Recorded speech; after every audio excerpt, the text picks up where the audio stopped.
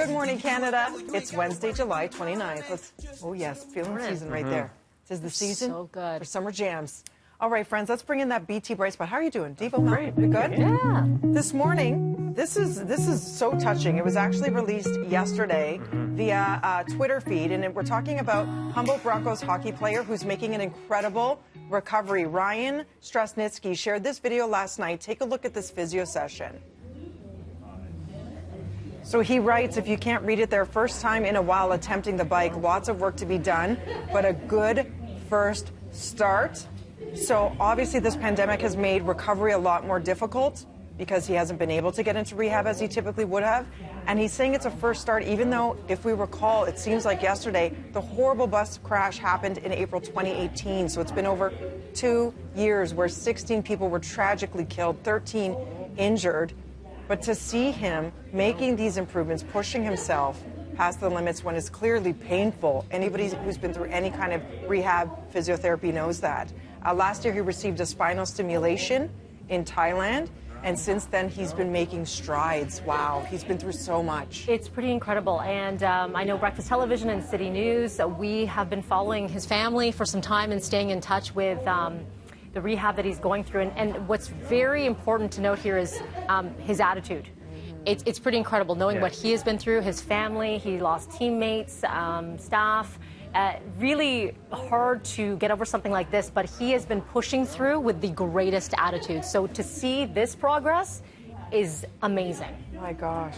You know that he knows it's a blessing. You know, with that tragedy, of course, not just rock the community, rock the country, rock the world. Anybody in the sporting world across this world, you know, related to that. And just as humans, we related to it. And he knows that he's carrying on his shoulders a lot of weight. And he accepts it. And, you know, he's got a whole country behind him and supporting him. So it's great to see that. And, yeah, you know, you're right. The attitude, it's the attitude that he has that really makes it that much, you know, stronger and great about this story. And like you said, about losing his teammates, his brothers, his friends, his family members, truly spending so much time together, and then having to go through all of this over the last couple of years and facing it, and what a big deal it is to be able to move his legs in this way as he recovers and does the work, which is painful to push your body through those limits after it hasn't been able to move that way in so long. Is so incredibly inspiring. And when you're an elite athlete at that point, you know, to be having that taken away from you is, you know, getting those steps is frustrating. You hear about athletes getting depression, never wanting to kind of really recover in that way, but he's there, he's pushing, he knows, again, that he's not doing it just for himself. And he's doing it for many, many others that are with us and not with us. So it's great to see him doing that. Frankie, I know you know a ton about this sports world and being a hockey dad and a coach as well. This is great to see this progress for this young man. It's amazing to see the progress. It really rocked the hockey community, minor hockey all the way up to professional.